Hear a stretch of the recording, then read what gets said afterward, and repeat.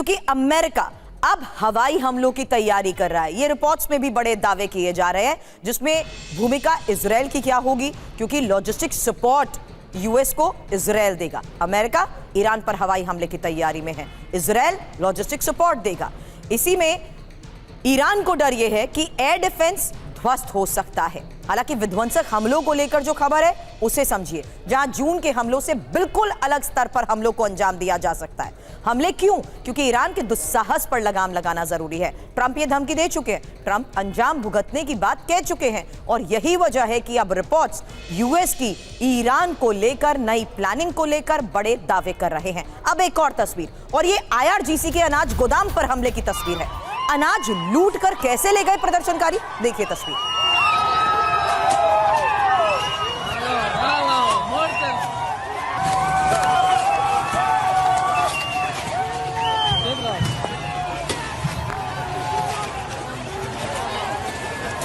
अब कई टन अनाज बर्बाद हो चुका है। सड़क पर बिखरा अनाज, और उसी अनाज को लूटते प्रदर्शनकारी।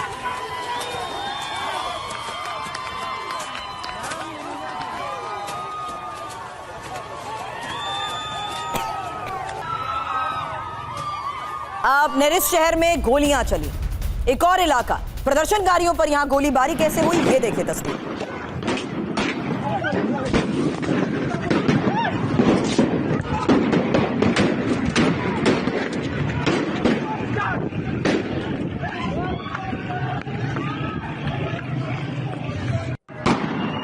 अब एक और बड़ी खबर यह कि ईरान में सत्ता परिवर्तन की आहट है, और ट्रंप सत्ता परिवर्तन चाहते हैं। खमेनेई को सत्ता से बेदखल करना चाहते हैं। इजरायल की तरफ से जमीन तैयार। द यरूशलेम पोस्ट के हवाले से इसको लेकर क्या बड़ा दावा किया जा रहा है, क्योंकि क्या संभावित विकल्प है, ये हमने एक्सपर्ट से भी जानने की कोशिश की। एक्सपर्ट्स भी ये दावा कर रहे हैं कि ईरान के आज के ये हालात एक स्ट्रेटेजिकल प्लानिंग का नतीजा है, जहां चेंज ऑफ रिजीम को देखते हुए ये हालात आने वाले वक्त में क्या असर के तौर पर नजर आएंगे, इस पर नजर। क्योंकि ईरान में सत्ता परिवर्तन, 5 संभावित विकल्प। पहला विकल्प, अमेरिकी हस्तक्षेप से सत्ता में बदलाव। दूसरा विकल्प, आंतरिक सैन्य राजनीतिक तख्ता पलट। और तीसरा विकल्प, ईरानी राजनीति के जरिए सत्ता परिवर्तन।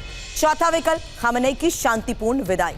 हालांकि पांचवा विकल्प, जहां ईरान में विद्रोह और जन क्रांति, जो तस्वीरें इस वक्त सामने भी आ रही हैं। हालांकि ईरान के ही अब करमनशाह प्रांत में बड़े विरोध की तस्वीर देखिए। यह ऐसा विद्रोह है जहां ईरानी फोर्स और प्रदर्शनकारियों में जंग जैसी स्थिति नजर आई। ये आमने सामने की फायरिंग का वीडियो देखिए।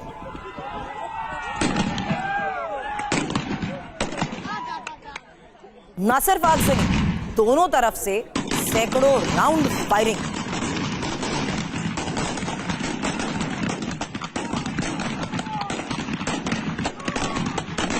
अब करमनशाह प्रांत में ही सड़क पर प्रदर्शन की एक और तस्वीर है। कसरे शिरीन काउंटी में यह बड़ी बगावत है। प्रदर्शनकारियों की जगह जगह आगजनी, खमेनेई शासन के विरोध में नारेबाजी, और भारी संख्या में पुलिस फोर्स की तैनाती। इमारत का एक हिस्सा पूरी तरह आग की चपेट में। इलाके में ऐसी कई तस्वीरें हैं जहां जगह जगह आगजनी हुई, और इकट्ठा होते प्रदर्शनकारियों को रोकने के लिए फोर्स लगा दी। अब ईलम प्रांत, यहां भी प्रदर्शन।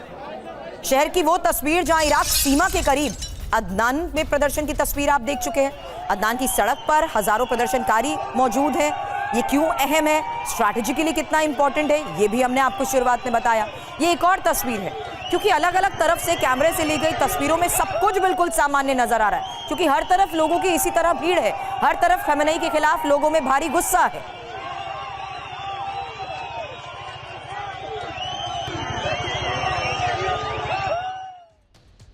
ये ईरान के अंदरूनी हालात की तस्वीर आप देख चुके हैं, लेकिन ऐसे में एक और बड़ी खबर है, क्योंकि अब इजरायल पर हमला करना चाहता है ईरान, मौजूदा स्थिति से निपटने के लिए ही युद्ध। ईरान की रक्षा परिषद की आपात बैठक को लेकर भी खबर है, और इसी बैठक में इजरायल पर पलटवार पर गंभीर चर्चा भी हुई है। मित्रों के हवाले से फिलहाल इस खबर को लेकर क्या दावा किया जा रहा है,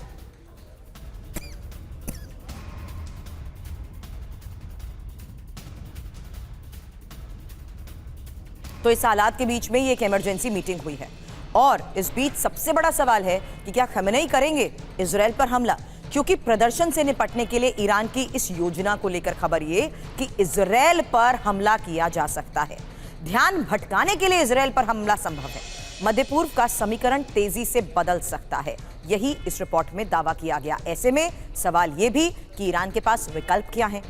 मिसाइल हमला, ड्रोन हमला, क्योंकि जिस तरीके से जून में भी 12 दिन तक इस तनाव के बीच हमले हुए थे, उसमें ईरान ने इजराइल को सीधे हवाई हमलों के जरिए हिट किया था। मिसाइल हमले तब भी हुए थे। अब ड्रोन हमलों को लेकर भी इस रिपोर्ट में दावा किया गया है। हालांकि तनाव के बीच रूस ने ईरान की मदद की, ये एक और बड़ी खबर है। रूस ने ईरान को स्कैंदर मिसाइल सौंपी है। यानी इस हालात में अगर ईरान इजराइल पर सीधे हमले की योजना बना रहा है, ऐसे में रूस की यह मदद भी कारगर साबित हो सकती है, क्योंकि अब रूस ने ईरान को स्कैंदर मिसाइलें सौंप दी हैं और समझौते के तहत ईरान को ये स्कैंदर मिसाइल मिली है। परमाणु हथियार ले जा सकती है स्कैंदर।